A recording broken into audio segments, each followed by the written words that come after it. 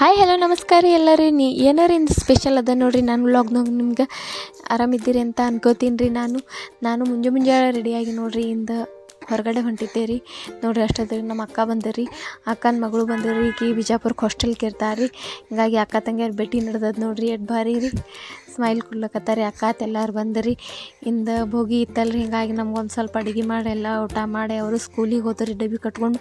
ನಾನು ನಮ್ಮ ಸಣ್ಣ ಅತ್ತಿ ಮನೆಗೆ ಹೊಂಟಿದ್ದೆ ರೀ. ಆಕಿ ನಮ್ಮ ನಾದಿನಿಗೆ ರೆಡಿ ಮಾಡೋದಿತ್ತು ರೀ, ನಮ್ಮ ಅತ್ತೆಯರಿಗೂ ರೆಡಿ ಮಾಡೋದಿತ್ತು ರೀ.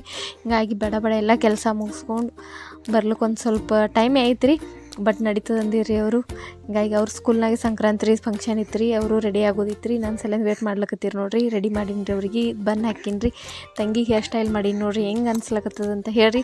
ಸೀರೆನೂ ನಾನೇ ಉಡಿಸೀನಿ ರೀ. ಸಾರಿ ಹೆಂಗೆ ಕಾಣಕತ್ತದ ಅಂತ ಕಮೆಂಟ್ ಮೂಲಕ ತಿಳಿಸ್ರಿ.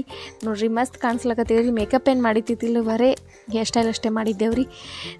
ಎಲ್ಲ ಮಾಡಿ ನಮ್ಮ ಮನೆಗೆ ಬಂದೆ ನೋಡಿರಿ. ಮತ್ತು ನನ್ನ ಮಗನ ಕೂಡ ನಾನು ಎಂಟರ್ಟೈನ್ಮೆಂಟ್ ಚಾಲೂನೇ ಐತೆ ನೋಡಿರಿ. ಹಾಗೆ ಮತ್ತೆ ಸಿಗೋಣ ರೀ ಮತ್ತೊಂದು ಬ್ಲಾಗ್ದಾಗ ರೀ. ಧನ್ಯವಾದ. ಸಬ್ಸ್ಕ್ರೈಬ್ ಮಾಡಿರಿ ನಮ್ಮ ಚಾನಲ್.